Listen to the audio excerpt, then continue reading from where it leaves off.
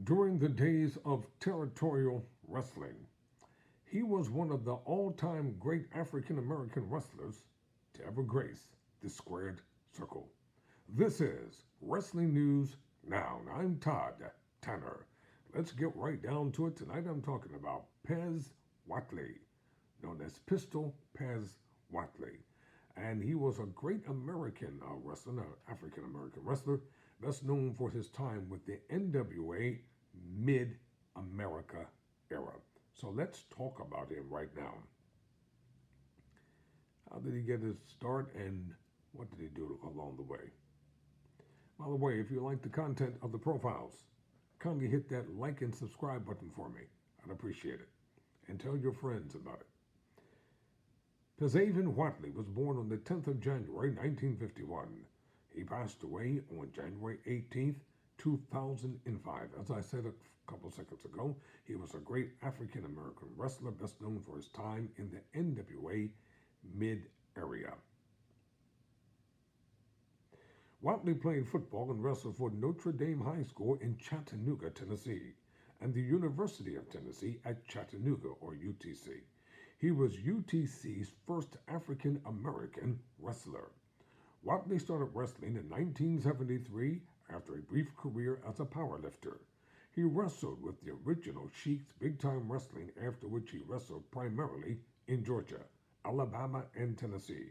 While in Georgia Championship Wrestling, he had a memorable angle on television where he was confronted by the Junkyard Dog before a match against Buzz Sawyer. JYD slapped Whatley in the face, enraging him enough to pin Sawyer twice in a single episode of World Championship Wrestling.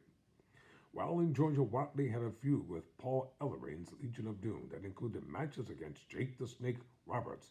He also had a match in the Omni for the United States Heavyweight Championship against Greg Valentine. Whatley was one of the most popular wrestlers in Georgia before going to Florida Championship Wrestling in 1984. He won the Southern title twice while there. He was 1/3 of the Convertible Blondes with Rip Rogers and Gary Royale in the Angelo Powerful promoting ICW. Even though he didn't dye his hair blonde, one of Whatley's best known moments in ICW was the mop head angle, where Whatley had to wear a mop after losing a match to Ron Garvin. The match stipulation also required him to keep wearing it until he won another match. This led to not only a lengthy feud with Garvin, but also to a long losing streak for Whatley. Most of Whatley's losses were by disqualification due to outside interference. When Garvin would attack Whatley's opponent, the angle lasted for several months until Whatley finally won a match. He went to the NWA's Jim Crockett Promotions in 1985 and often teamed with Jimmy Valiant against members of Paul Jones's army. He frequently teamed with the Barbarian and Baron von Raschke in their war against Valiant and would frankly spit on his opponents during matches. He eventually lost a hair versus hair match to Valiant and was shaved bald. In 1986, during a stint when Dusty Rhodes was NWA champion, Whatley appeared to freelance during a TV interview and made the announcers visibly uncomfortable when he said that he wanted to become the first black NWA champion. I guess that would make them feel uncomfortable. I bet that wasn't in the script that day, was it? All right, Whatley. In late 1987, Whatley had left Jones's stable and started teaming with Tiger Conway Jr. as the Jive Tones. They did not have much success, and Whatley left for Florida in 1988. He was part of Kevin Sullivan's Goon Squad in Florida and departed for Alabama shortly after his arrival. In Alabama's Southeast Championship Wrestling, Whatley became Willie B. Hurt and was one of the top faces of the company. In the early 1990s, Pez Whatley had a short stint in Japan's UWFI. He also worked for the World Wrestling Federation and as an enhancement talent on their weekly television programs from January 1990 until April 1991, putting over many of the WWF's top stars. He also picked up a few victories on house shows, most notably over Buddy Rose, Paul Diamond, and The Genius. Whatley then made sporadic appearances in World Championship Wrestling throughout the 90s as an enhancement talent, as well as appearances at the 1995 and 1996 World War III events until his in-ring retirement in 1998, becoming a backstage worker for WCW and assistant trainer at the WCW Power Plant. Whatley was inducted into the WWE Hall of Fame class of 2021 as a legacy member. While working for WCW in the late 1990s, Whatley was hospitalized for bronchitis, where doctors discovered he was suffering from heart failure.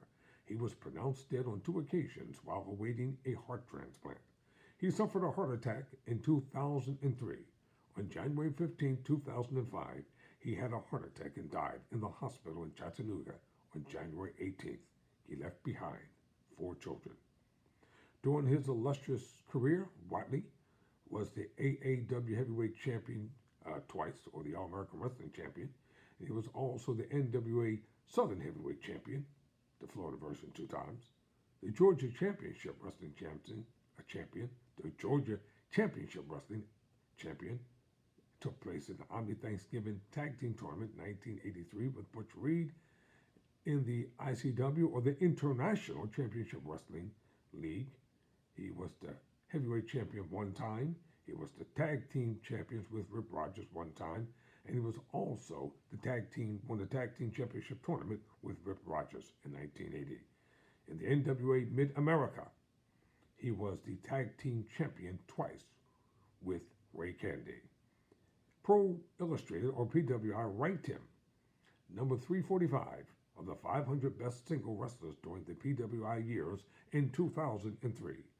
In the UWA, or Universal Wrestling Association, he was the heavyweight champion 1 time.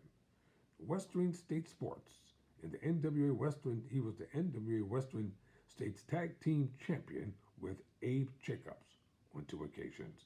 As I already said, he was inducted into the WWE Hall of Fame, the class of 2021. Pistol Pez Whatley, never be forgotten. For Wrestling News Now, I'm Todd Tanner.